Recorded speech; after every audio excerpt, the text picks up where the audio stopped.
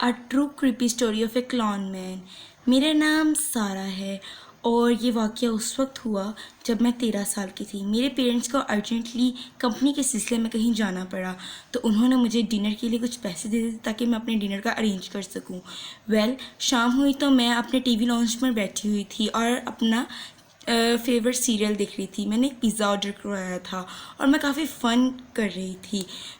मुझे थोड़ा सा स्ट्रेंज फील हो रहा था बिकॉज़ मेरे पेरेंट्स घर पर नहीं थे, तो इस वजह से मैंने न्यूज़ चैनल ऑन किया और मैंने देखा कि एक आदमी जो कि क्लोन का गेटअप लेके लोग के घर घुसता है और उनके बच्चों को हर्ट करता है और उनकी कीमती चीज़ें चुरा लेता है। मैं काफ़ी ज़्यादा इसे देखकर फियर हो चुकी थी बिकॉज़ ऐसा कौन कर सकता है, वही शख्स जिसके दिल में इंसानियत ना हो। मैं अपना इंजॉय भी कर रही थी और साथ मुझे थोड़ी सी क्रीपी फील भी आ रहा था। काफ़ी घंटे गुजर चुके थे, मिडनाइट हो चुकी थी और मुझे काफ़ी ज़्यादा भूख भी लग रही थी। मेरा टीवी लॉन्च मेरे किचन के बिल्कुल पैरेलल ही था, तो मैं सीधा अपने किचन में गई ताकि रेफ्रिजरेटर से अपने लिए कुछ ले सकूं और यही मैंने किया। मैंने फ्रिज खोला और उसमें से अपने लिए स्नैक्स लिए और फिर मैंने कैरी ऑन करना ज़रूरी समझा और फिर मैं अपने क्या कहते हैं टीवी को देखा और उसमें मैंने अपना फेवरेट सीरियल लगा लिया। उतने में बारिश होने लगी।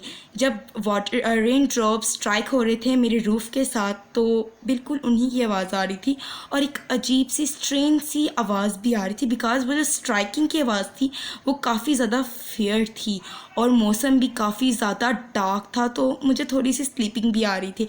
मैं सोच रही थी कि शायद मैं काफ़ी ज़्यादा थक चुकी हूँ टीवी देख के, so it's time to sleep. मैं अपने कमरे में गई, अपने बेड पे बैठी, अपने सोशल मीडिया को देख रही थी अपने फ़ोन पर कि तभी मुझे एक अजीब सी करकराहट की आवाज़ आई।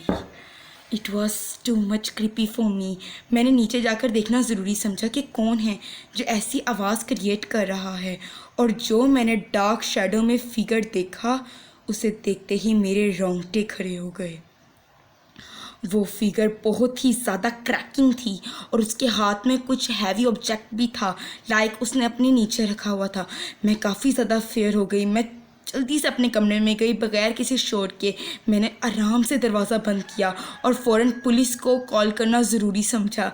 मैंने पुलिस को कॉल किया फ़ौरन और उतने में मुझे फ़ौरन से खांसी आ गई, जिसकी वजह से वो खांसी की वजह से उस इंसान ने वो सब कुछ सुन लिया। उसे पता चल चुका था कि मैं अपने कमरे में हूँ। It was too much serious for me. मैं फ़ौरन से भागते अपने वॉशरूम में गई ताकि वो इंसान मुझे मेरे कमरे से ना पकड़ ले बिकॉज़ मेरे कमरे का लॉक ख़राब था। मैंने फ़ौरन से वॉशरूम का लॉक बंद किया और चुप करके वॉशरूम में रह गई।